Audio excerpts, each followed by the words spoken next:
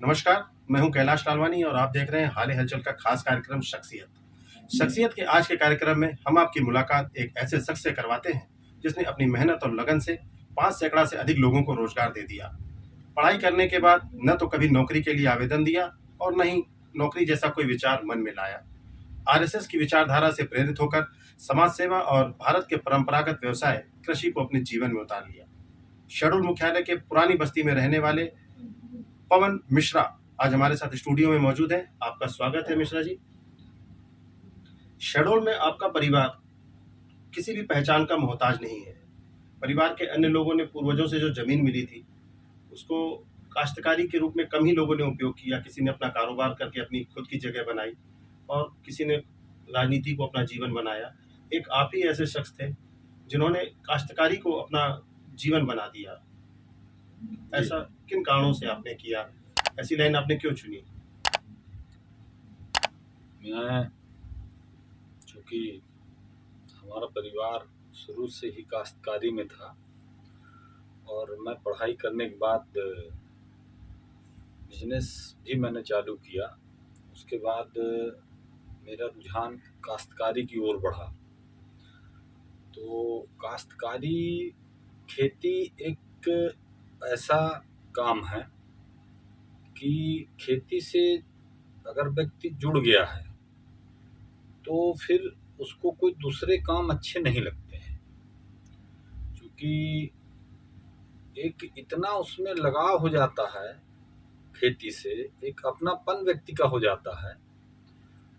तो मैंने पहले तो जो हमारे यहाँ खेती चलती चली आ रही है, गेहूं की, धान की, चना की, इसकी मैं खेती करता था।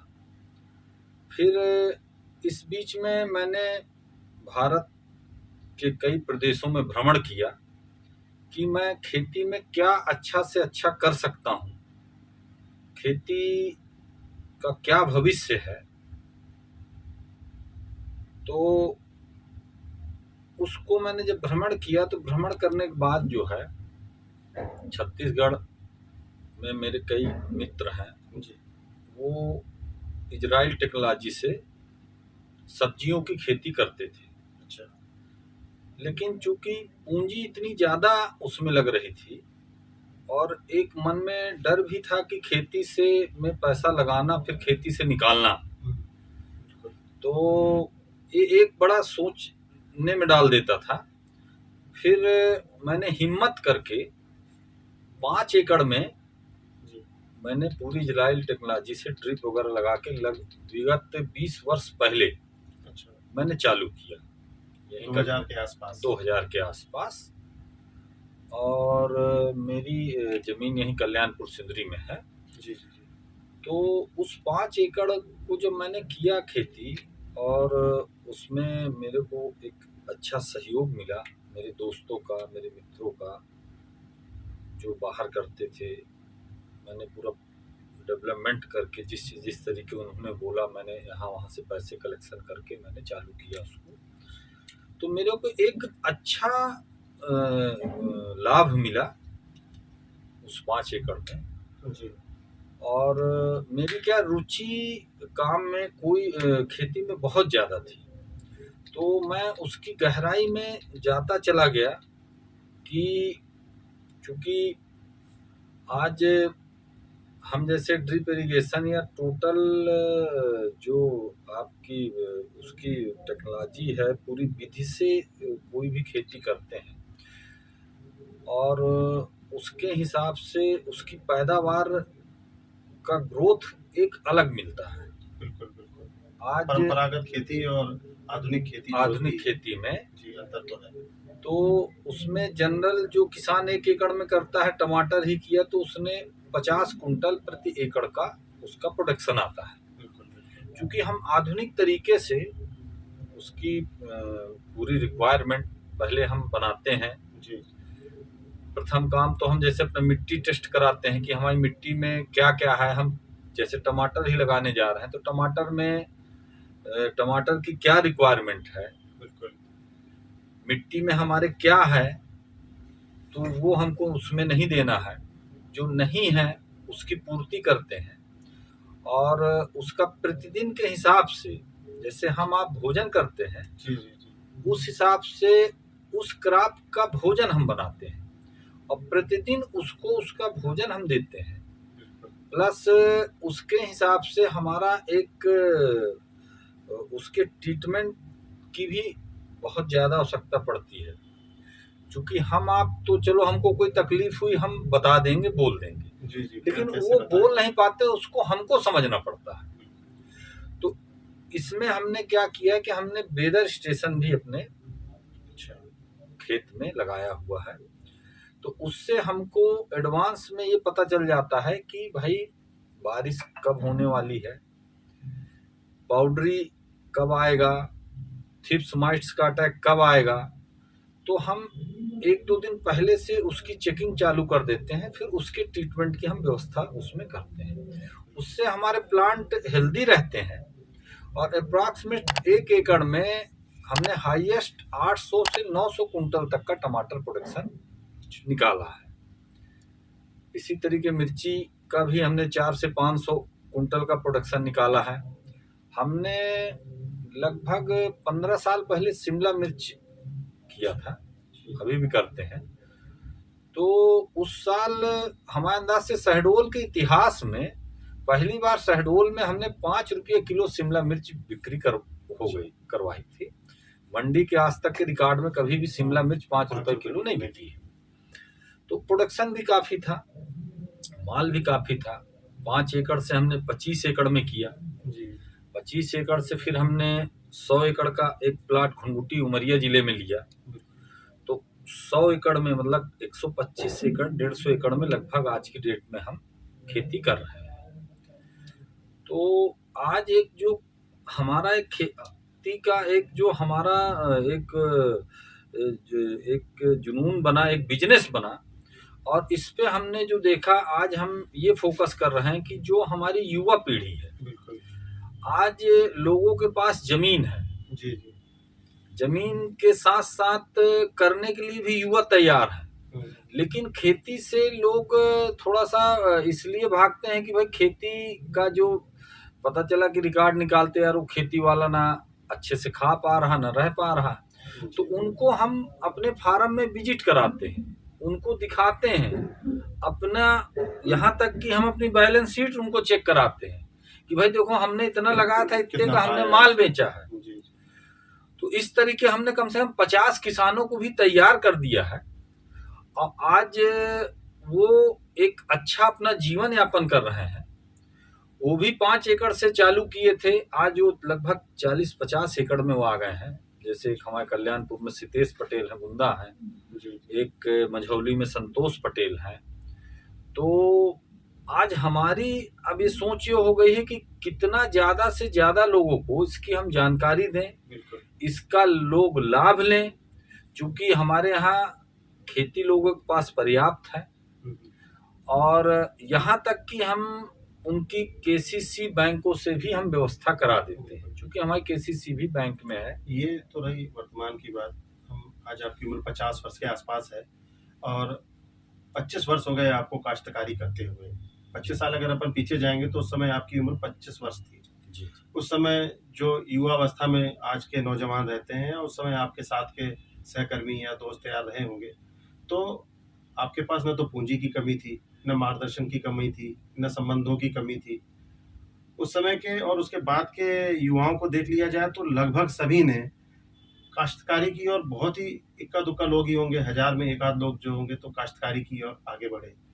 एक पैशन होता है नौकरी के लिए, इन्हीं का पैशन होता है कारोबार के लिए। कोई इंजीनियर बनना चाहता है, कोई डॉक्टर बनना चाहता है, उसके लिए पढ़ाई करते हैं। आपने पढ़ाई भी की स्नातक तक की, फिर ये काश्तकारी वाला शौक आपको कहाँ से आ गया?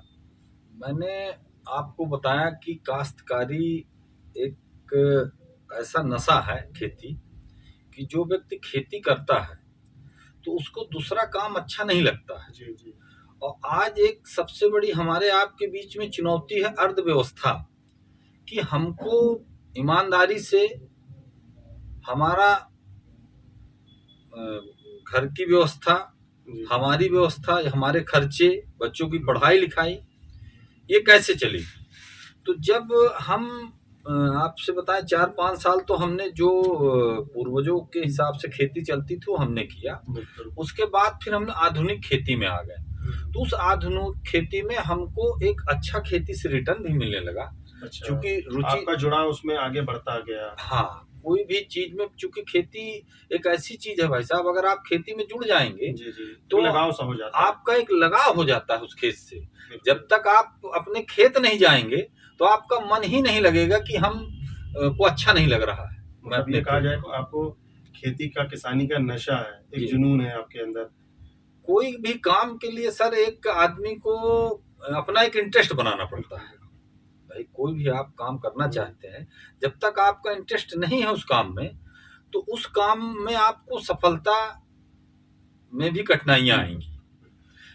वर्तमान परिवेश की बात करते तो मेरा सवाल ये था कि अधिकांश युवा जो हैं नौकरी की तरफ भागते हैं। आपने भी देखा होगा, आपके आसपास भी युवा होंगे और हमारे दर्शकों में भी काफ़ी युवा होंगे जो पढ़ाई करते समय उनका पैशन रहता है कि हमें नौकरी करनी है, इतने का पैकेज मिलेगा। आपने कभी नौकरी के लिए नहीं सोचा कि मुझे नौकरी करनी है? कभी तो आया होगा मन में, शुरुआत में ही, चाहे छात्र जीवन में?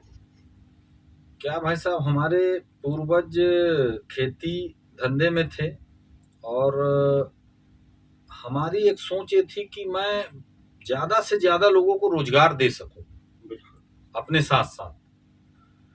तो उस इंटरेस्ट के चलते मैं रोजगार का चुनाव करता गया। मेरे जीवन में मैंने 3-4 रोजगार किए। मेरे अंदाज से 5वां रोजगार मेरा खेती का है। तो जो भी मैंने रोजगार किए, उस रोजगार से 400-500 लोगों का जुड़ाव रहता था और उनके जुड़ाव से मेरे को एक अंदर से एक संतुष्टि मिलती थी। जी। तो और भगवान की दया से मेहनत लगन मेरी बहुत अच्छी रुचि रहती है, जिस काम में भी मैं लगता हूँ। तो उससे एक जो आपका आर्थिक व्यवस्था थी, कमाई थी, वो भी मेरे को अच्छी मिल जाती थी, संतुष्टि भी मिल रही थी और सपना भी पूरा हो रहा था। तो इस कारण से मेरा नौकरी की तरफ मेरी रुचि नहीं गई। और आज जो मैं एग्रीकल्चर में देख रहा हूँ, यहाँ तो कुछ नहीं है। छत्तीसगढ़ में रायपुर जिला है, दुर्ग जिला है, आपका राजनांदगांव जिला है। यहाँ भाई साहब यूएसए से एग्रीकल्चर करके आके बच्चे खेती कर रहे हैं। वहाँ 1-1 करोड़ का पैकेज छोड़ के और यहाँ आके खेती कर रहे हैं और पर ईयरली में 5 से 10 करोड़ रुपए सालाना कमा रहे हैं। और लोगों को भी वो नई टेक्नोलॉजी लोगों को भी शेयर कर रहे हैं। जी। काश्तकारी से अपन थोड़ा हटके बात करेंगे। आप वर्तमान में भारतीय जनता पार्टी के पद पर भी हैं और पहले किसान संयोजक भी थे उमरिया जिले में जी। और लेकिन अब अतीत में जाते हैं, जब आप छात्र जीवन में थे उस समय आप कांग्रेस से जुड़े थे, आपका पूरा परिवार भी कांग्रेस से जुड़ा है। आप अखंडित शहडोल में एनएसयूआई के जिलाध्यक्ष रहे हैं। हालांकि उससे पहले आप सवर्ण समाज पार्टी में भी रहे शुरुआत में। लेकिन आपके जानने वाले ये बताते हैं कि जब आप एनएसयूआई में थे उसके बाद आप आरएसएस के संपर्क में आए, उसकी विचारधारा से प्रेरित हुए। क्या था ये घटनाक्रम? मैं भाई साहब, चूंकि शुरू से मेरी एक समाज सेवा और लोगों को मदद करने का मेरा शुरू से एक नेचर था।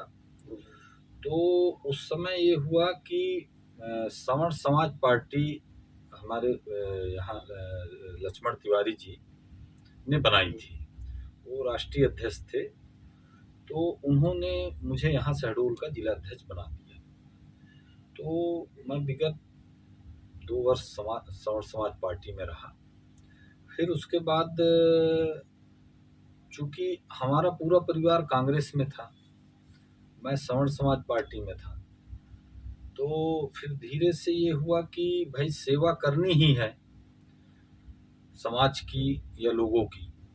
तो उस स्थिति में चूंकि नए संगठन को लेके अपन जाते हैं कहीं भी, तो बड़ी कठिनाइयां होती हैं लोगों को सहयोग कराने में, या लोग सुनते भी कम हैं। तो उस स्थिति में फिर मेरे को ये हुआ कि भाई चूंकि हमें समाज के लिए काम करना है, एक लोगों के रोजगार के लिए काम करना है, लोगों की मदद करना है। फिर मैं कांग्रेस में आ गया, मुझे कांग्रेस का एनएसवाई का जिला अध्यक्ष बनाया गया। उस समय तीनों जिला एक थे, तो मैं विगत 7 वर्ष एनएसवाई का जिला अध्यक्ष था। मेरे कार्यकाल में हमारे कुतमा के विधायक सुनील सराफ जी को मैंने कार्यवाहक जिला अध्यक्ष उस समय नियुक्त कर दिया था, और एक अच्छा लोगों के लिए, युवाओं के लिए काम करते थे, एक सेवा करते थे। कहीं भी किसी भी मदद की आवश्यकता पड़ती थी। आरएसएस से जुड़ाव कब हो गया और भाजपा की राजनीति में आप आ गए? भाजपा की राजनीति में मेरे को विगत लगभग 14-15 साल हुआ है। मैं उस समय हमारे भैया मार्तन त्रिपाठी जिला अध्यक्ष भारतीय जनता पार्टी के थे, और आरएसएस मेरा जाना आना था। चूंकि मेरी बचपन की शिक्षा दीक्षा भी सरस्वती स्कूल में हुई थी, तो जुड़ाव तो मेरा था ही। और उसके बाद इन्होंने बोला कि भाई तुम बीजेपी में आ जा। चूंकि हमारे मुख्यमंत्री जी शिवराज सिंह चौहान जी की जो किसानों के प्रति उनकी उदारता, और जो उनके मैं काम देखता था कि कहीं भी हम लोगों को पाला मार दिया, प्राकृतिक आपदा आ गई, तो हमारे मुख्यमंत्री जी 1 या 2 दिन नहीं बीतता था, वो वहां पे पहुंच जाते थे। और एक किसानों को मेरे को अच्छे से याद है, सिंदरी के बगल में चुनिया है, उस वर्ष पाला मारा था। अपने यहाँ 15 दिसंबर से 15 जनवरी के बीच में माइनस टेम्परेचर हो जाता है, 0 हो जाता है। तो उस समय किसानों के खेत में बर्फ गिरती है, तो हम लोग की खेती पूरी बर्फ से जल गई थी। मैं यूएन में इंडिया की आवाज बनूंगी। आई एम अ माउंट लिटरन। मैं पहुंचाऊंगा मिर्जापुर के कार्टेज दुनिया भर में। I am a Mount Literan. मैं बनाऊंगी इंडिया में Google. I am a Mount Literan. Mount Literacy school, जहां बच्चे बने जो वो बनना चाहे। Interactive learning, community connect, digital citizenship और जी लर्न का भरोसा। अवॉर्डेड इंडिया की number 1 school chain of the year. I am a Mount Literan. और मतलब 2 दिन ही नहीं हुआ था, मुख्यमंत्री जी चुनिया में आए थे, और एक हम लोग को राहत कोष जो है किसानों को पूरे शहडोल जिला के लिए उन्होंने दे के गया। तो ये सब चीजें मैंने देखा। आरएसएस की जो मैंने इनका जो सेवा भावना देखा मैंने लोगों के प्रति, तो उसको देखते हुए मैंने जो है, हमारे उस समय प्रदेश अध्यक्ष जी प्रभात झा जी थे, वो आए थे, तो मैंने भारतीय जनता पार्टी को मैंने ज्वाइन किया था। तो और आज भी मैं उसमें एक सेवा कर रहा हूँ। मैं जिला संयोजक भी खेल प्रकोष्ठ का उमरिया जिले का था। चूँकि उमरिया जिला, शहडोल जिला, दोनों जगह हमारी जमीनें, खेती हम करते हैं, तो सेवा है कहीं भी। आज हमारे जैसे फार्म में, वहाँ 100 एकड़ में 200 से 250 लोग वहाँ पे काम करते हैं, और उनको हमने रोजगार दिया है। अभी जिस समय हमने वहाँ पे चालू किया, तो बीच में प्रिंसिपल सेक्रेटरी आए थे फॉरेस्ट के, डीएफओ साहब थे, रेंजर थे। तो वहाँ पे जब से हमने काम चालू किया, तो वहाँ चूंकि जंगल ज्यादा है, तो लोग जंगल से अपना जीवन यापन करते हैं, कहीं लकड़ी कटाई, कहीं कुछ कहीं कुछ। तो इस फार्म के चालू हो जाने से वहाँ पे बहुत सारी आपराधिक गतिविधियां रुक गई। लोगों की जो आवश्यकता थी, जो रोजगार था, उनको मिल गया, उनका जीवन यापन एक अच्छा चल रहा है। इस चीज को उन्होंने, डीएफओ साहब ने, रेंजर साहब ने बोला, और 200-250 लोग वहां लगे हैं। 200-250 लोग ही मेरी सब्जी जो निकलती है, जिस समय मेरे फार्म से सब्जी निकलती, तो 10, 15, 20 पिकअप पर डे निकलती है। तो जबलपुर हो गया, शहडोल हो गया, अनूपपुर हो गया, उमरिया हो गया, रीवा हो गया, सतना हो गया, यहाँ तक कि दिल्ली, कलकत्ता तक भी मेरी सब्जियां जाती हैं। तो एक 500-600 लोगों को उससे रोजगार भी मिला हुआ है। आपका जहाँ पर सिंदूरी में फार्म हाउस है, जहाँ खेती करते हैं, आपकी किसान जो मुख्यमंत्री तीर्थ योजना निकलती है, उसका भी पड़ाव आपके यहाँ का दिया हुआ है, और एक किसान यंत्र दूत के नाम पर उस गांव को जी। संज्ञा दी गई है शासन के द्वारा। क्या हुआ भाई साहब, जब हमने सिंदरी में खेती चालू की तो 1 2 3 साल तो लोगों को समझ में नहीं आया कि बोले हो गया ऐसा है, पैसा लगा रहे हैं, ये है वो है, कहीं पैसा है इसलिए लगा देते होंगे। फिर जब लोगों ने खेती देखा, खेती सही है, तो फिर वहाँ कई किसानों का इंटरेस्ट जागरूक हुआ। हमने उनको बताया, उन्होंने खेती चालू की। आज लगभग सिंदरी ग्राम में लगभग 70% 60% लोग जो आधुनिक खेती कर रहे हैं। तो शासन ने उस खेती को देखते हुए किसानों को रुचि, उस ग्राम का नाम किसान यंत्र दूत ग्राम रख दिया। और जैसे हमारा घुनघुटी में खेती है, फार्म है, तो घुनघुटी में चूंकि हमारे मुख्यमंत्री जी एक किसानों के लिए किसान तीर्थ दर्शन योजना की योजना बनाई है। उसमें जो भी अपने प्रदेश के अच्छे किसान हैं उनके यहाँ किसानों को घुमाया जाता है, दिखाया जाता है। तो उसमें हमारे घुनघुटी फार्म को शामिल किया गया है। तो लगभग हजारों की संख्या में साल में किसान आते हैं। उनको मैं पूरा जो मेरे से सहयोग है, जो मेरे से मार्गदर्शन मांगते हैं, वो पूरा मैं मार्गदर्शन करता हूँ, उनको सहयोग करता हूँ। जो किसान आते हैं साल में ज़्यादा तो नहीं, लेकिन 100 किसान की एक्टिविटी लगभग आ जाती है। तो उस पे भी उनको ज़रूरत होती, मैं उनके यहाँ जाता भी हूँ। फ़ोन से भी वो मेरे संपर्क करते हैं, जो भी दिक्कतें होती मैं उनको बताता हूँ। क्योंकि मेरी एक सोच है कि आज जो व्यक्ति रोजगार बोल रहा है, आज 5 एकड़ भी जिसके पास जमीन है, तो अगर वो आधुनिक तरीके से खेती कर रहा है तो आप ये मानिए कि उसको 4 लाख से 10 लाख रुपए की खर्चा काट के अर्निंग उस खेती से उसको मिलेगी। तो आज कहीं जॉब भी ढूंढने जा रहे हैं तो 10,000 20,000 से ज्यादा का जॉब नहीं मिल रहा है। और हम अपना काम कर रहे हैं, अपने काम के साथ साथ हमको जो मिल रहा है हम और लोगों को रोजगार भी दे रहे हैं। एक लाइन आपने बना दी, जो अभी के वर्तमान के बेरोजगार हैं या जो काश्तकार थे जो भटके हुए थे जी, एक दिशा तो मिली कम से कम कि इससे कमाया जा सकता है। जी जी। मेरा एक उद्देश्य ये चल रहा है कि मैं अपने संभाग के जितने भी किसान हैं जो करना चाहते हैं उनको मैं ज्यादा से ज्यादा अपना अनुभव शेयर करूं और उनको एक खेती के नाम से, जैसे मालवा क्षेत्र आप जाएंगे इंदौर एरिया में, तो जमीन वहां भी यही है, जमीन हमारी भी है, हमारी जमीन उनसे मजबूत है, हमारी जमीन में ताकत ज्यादा है। क्योंकि हमारी जमीन का उपयोग उतना नहीं हुआ है भाई, वहां तो कई सालों से बहुत आधुनिक खेती हो रही है, लेकिन चूंकि किसानों को जानकारी न होने के चलते लोग उसमें आगे रुचि इंटरेस्ट नहीं कर पा रहे हैं। तो इस दिशा में मैं काफी मेहनत कर रहा हूँ कि ज्यादा से ज्यादा लोग इस किसानी का या मेरा जो भी मेरा एक लाभ है वो मैं उनको शेयर कर रहा हूँ, उनको मैं तैयार कर रहा हूँ। क्योंकि क्या होता है कि ज्यादा किसान जब हो जाएंगे तो उससे हमको एक सबसे बड़ी चीज है कि हमको मंडी, चूंकि हमें मान लो दिल्ली ही माल भेजना है या इलाहाबाद भेजना है, तो अगर हम पिकअप में भेजेंगे तो हमको भाड़ा 4 गुना ज्यादा लगेगा।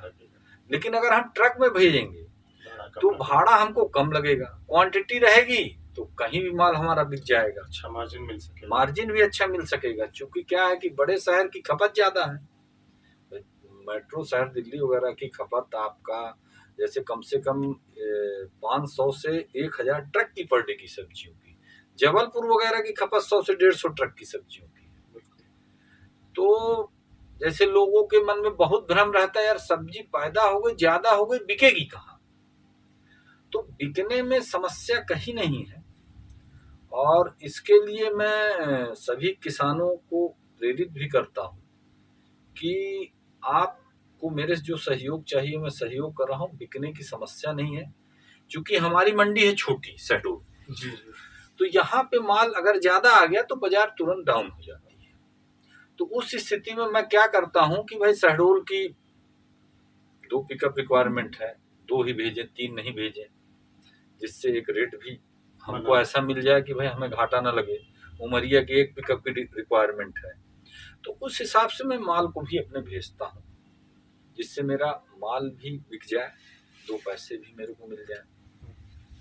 तो इस ओर मेरा ज़्यादा लोगों को जागरूकता के लिए मैं प्रेरित कर रहा हूँ कि ज़्यादा से ज़्यादा किसानों को मैं तैयार कर सकूँ। एक मैं अभी यहाँ पे एक हर गांव में मेरा एक सर्वे चल रहा है। हर गांव से मैं 2-2 4-4 किसान ले रहा हूँ और एक पूरी जिले की एक टीम बना रहा हूँ और उनसे एक दूसरे को एक ग्रुप में एक कोऑर्डिनेट करके और उनको मैं जागरूक कर रहा हूँ।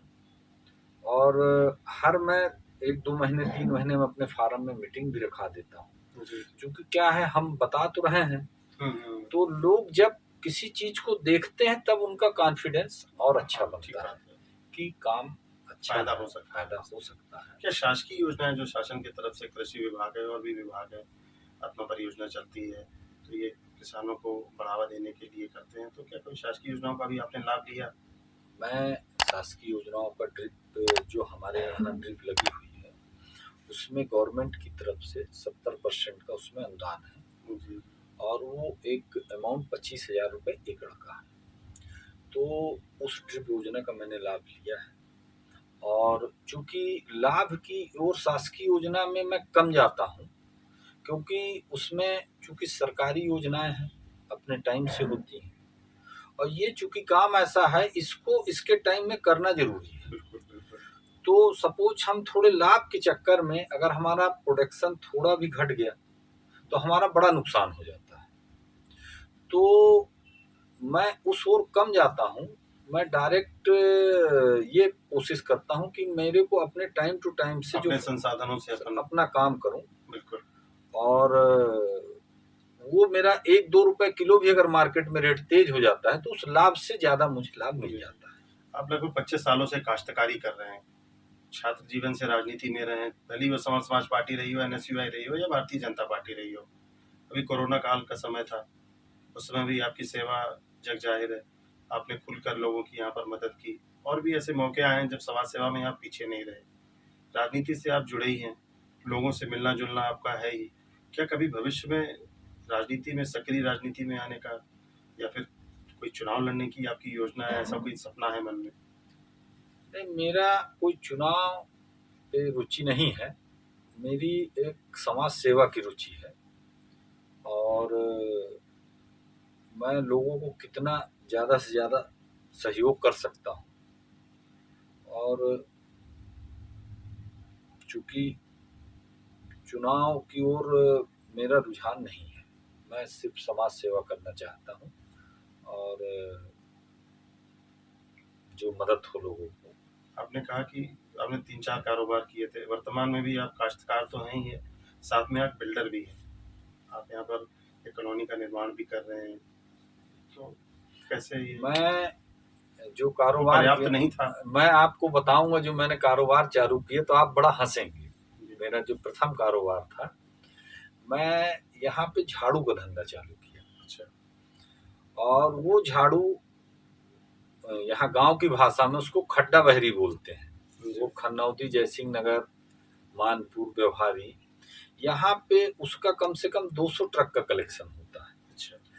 और वो झाड़ू यहाँ से आंध्र प्रदेश जाती है, वहाँ के कुछ जिलों में वारंगल हो गया, एलुरु हो गया, नेलुरु हो गया, आपका तमिलनाडु चेन्नई जाती है, बेंगलोर जाती है, उत्तर प्रदेश के इटावा जिले में जाती है।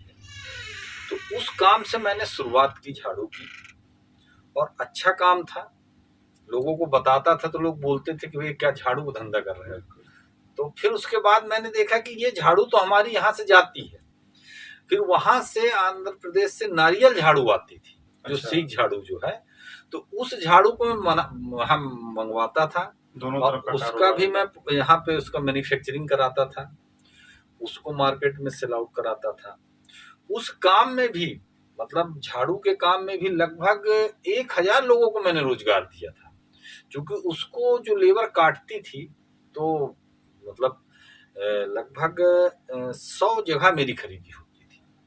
तो एक जगह 150 लोग काट के लेके आते थे, तो ट्रकों में माल तैयार होता था। फिर मैंने पत्ते का काम चालू किया। पत्ता कौन सा? ये दोना पत्तल वाला पत्ता, महरोई पत्ता इसको बोलते हैं गांव की भाषा में। और ये भी अपने 2-3 जिले में इसका भी उत्पादन हजारों ट्रक में है। जैसे डिंडौरी जिला हो गया अपना, शहडोल जिला इधर कलमनिया वगैरह था, अनूपपुर हो गया, तो उसका भी मेरा काम चलता था। उसका मेरा पूरा आंध्र प्रदेश में उसकी ज़्यादा सप्लाई है, क्योंकि वहाँ पे भोजन जो करते हैं पत्ते में ही रख के करते हैं। उसके बाद मैंने ठेकेदारी भी की। ठेकेदारी के बाद फिर ये हुआ कि एक शहर के लोगों को, मेरी ज़मीन थी तो उसमें मैंने प्लाटिंग का काम, कॉलोनी का काम चालू किया। तो वो लोगों को भी मैंने ये हुआ कि एक अच्छा भोजन तो मिल गया, अच्छा माहौल भी मिल गया रहने के लिए। और इस तरीके का मेरा क्या है कि एक नेचर रहता है कि काम को ऐसा किया जाए जिसमें उस काम से कई लोगों को उसका लाभ मिल सके, रोजगार मिल सके। और यही मतलब मेरी सोच है, और यही सेवा के लिए मैं तत्पर तैयार रहता हूँ। कभी भी जो भी मेरे से आता है बताता है। कोरोना में मैंने तो आप भी मानिए कि 50 गाड़ी सब्जी लोगों को दी। शहडोल गवाह है इस बात का। और यहाँ हमारे पुलिस महानिरीक्षक आदरणीय वेद प्रकाश शर्मा साहब थे, वो यहाँ नशा मुक्ति पे साल में कैंप लगाते थे, और उस कैंप में मैं एक छोटा सहयोगी उनके साथ रहता था, और उनसे भी समाज की सेवा का एक बहुत बड़ा रास्ता मुझे मिला है। और आज जो कैंप उन्होंने लगा के जिनको नशा से दूर कराया है, आज वो एक नया जीवन उनको मिला है। उनके घर वालों को तो स्थितियां थी, बोलते थे हमारे लिए मृत्यु हो गए हैं। बिल्कुल सर। और काफ़ी अच्छा वो कार्यक्रम रखाते थे यहाँ, और उस सेवा में बहुत हम लोगों को अच्छा लगता था। और उसमें भी मेरे फार्म से पूरा सब सब्जियों का सहयोग, 4 बजे हम लोग पहुँच जाते थे और पूरी सेवा करते थे। और उनसे एक मार्गदर्शन हम लोगों को बहुत मिला, आज भी उनका मार्गदर्शन हम लोगों को प्राप्त रहता है। तो मेरा लक्ष्य है लोगों की सेवा, लोगों की मदद। ये मैं कितना ज़्यादा से ज़्यादा अपने जीवन में कर सकूं। वर्तमान परिवेश में जहां लगभग युवा नौकरी के पीछे भागते हैं, एक एक नौकरी के लिए अपना जीवन पूरा दांव पे लगा देते थे, वहीं काश्तकारी को अपना जीवन बनाकर लगभग 300 से अधिक लोगों को रोजगार देने वाली शख्सियत से हमने आज आपकी मुलाकात कराई, और आशा करते हैं कि जरूर हमारे दर्शक, आज का युवा इनसे कुछ सीख लेगा। इसी के साथ हम विदा लेते हैं आपसे। अगले कार्यक्रम में फिर नई शख्सियत के साथ आपसे मुलाकात करेंगे। तब तक के लिए नमस्कार।